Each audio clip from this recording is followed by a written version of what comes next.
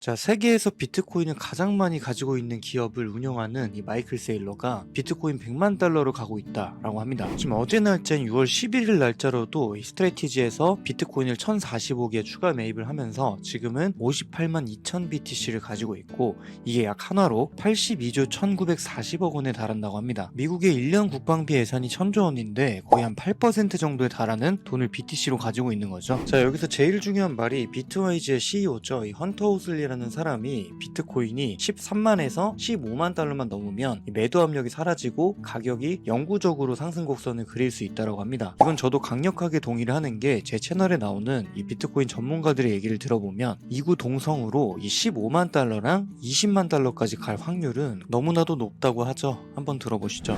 So to me, Bitcoin getting to 200,000, I think is an inevitability. I'm expecting it this year, which means there's still a lot of upside. And as Mark said, that means there's a lot of upside on Ethereum. But I don't think that Bitcoin gets to 250, the S&P doubles from here. I think the S&P goes up a lot. But I mean, S&P getting to 6,600, that's a huge move. I mean, that shattered most people's expectations, because Mark and I know when we talk to our institutional investor clients, most are cautiously positioned. They are very skeptical of this rally. They think it's a bear market rally that might just stall at the old highs and we may potentially new lows. 사실 제가 제 채널에서 계속해서 얘기했던 내용인데, 자, 지금 비트코인 ETF가 승인 나고 나서 굉장히 많은 주체들이 이 비트코인 시장에 들어왔다라고 말씀을 드렸는데요. 그 중에서도 당연히 가장 큰 주체가 국가랑 기관 그리고 자산운용사, 이런 주체들이 들어왔기 때문에 제 지난 영상들을 보시면 이제는 비트코인이 떨어질래야 크게 떨어질 수가 없는 그런 상태가 되었다라고 계속해서 말씀을 드렸었죠. 뭐 비트코인이 무적이다, 절대 안 떨어진다, 이런 말씀을 드리고 싶은 건 아니고요. 다만 많은 지표들이 2025년도 6년도에 비트코인의 상승장을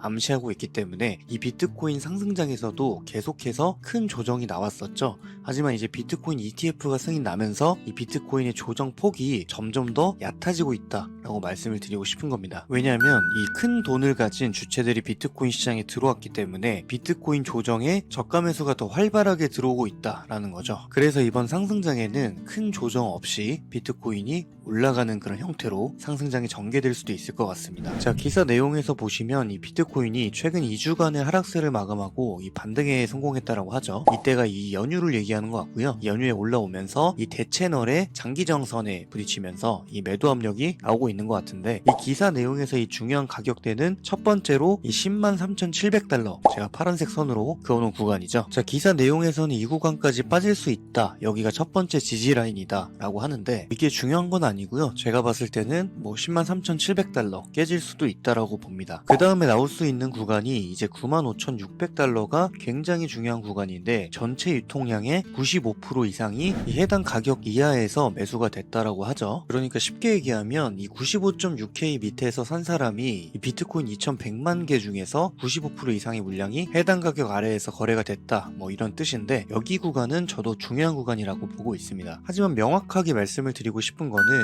이제 다른 기사에서는 이 95.6K가 깨질 경우에는 이 하락 관성이 나오면서, 즉 패닉셀이죠, 계속해서 떨어지는 그런 추가 하락이 있을 수 있다, 이렇게 이제 나왔는데, 제가 생각했을 때는 물론 95.6K가 중요한 자리인 건 맞는데요, 95.6K가 깨지더라도 이 새로운 매수 주체들이 계속해서 들어올 확률이 훨씬 더 높아 보이고요. 글로벌 M2 지수라고 지금 돈의 유동성 지표도 계속해서 올라가고 있기 때문에 이 비트코인 시장에 들어올 돈이 넘쳐나고 있는 상황이다 라고 보고 있습니다. 그리고 비트코인이 95.6K까지 떨어지려면 웬만한 악재 하나가 나올 텐데요, 보통 이런 하락에는 이 악재를 동반해서 떨어지기 때문에 개인 투자자들이 이제는 하락으로 전환이다 라고 생각을 하시고 이 공포에 떨면서 손절을 하는 경우가 많은데요, 지금 시장을 지배하고 있는 가장 큰 악재가 트럼프와 일론 머스크의 불화설이죠. 근데 트럼프와 일론 머스크의 불화설과 주식은 상관이 있을 수 있어도 이 비트코인하고는 전혀 상관없는 이슈이기 때문에 이 비트코인의 본질적 가치가 훼손되는 그런 악재가 아니라고 하면 이때는 오히려 저가 매수의 기회로 삼아야 된다 라고 계속해서 제가 강조를 드리고 있죠. 그래서 만약에 이번에 다른 악재를 동반해서 이 비트코인이 95.6K 전후까지 떨어지게 된다 라고 하면 비트코인의 상승장 직전에 마지막 매수 기회가 되지 않을까 라고 생각을 하기 때문에 분할 매수로 접근을 한다면 굉장히 높은 확률을 자랑하지 않을까 생각을 하고, 이 저점은 우리가 정확하게 맞출 수는 없기 때문에 이 좋은 가격이 오면 이 분할 매수를 꼭 해야 된다 라고 생각을 합니다. 이 좋은 가격을 어떻게 판별을 하냐, 제가 제 채널에서 계속 말씀드렸다시피 이 엘리어트 파동 이론상 이 비트코인의 매물대가 어딘지 판단을 해야 되고요. 말이 좀 어려워 보일 수 있는데 저희 구독자분들이나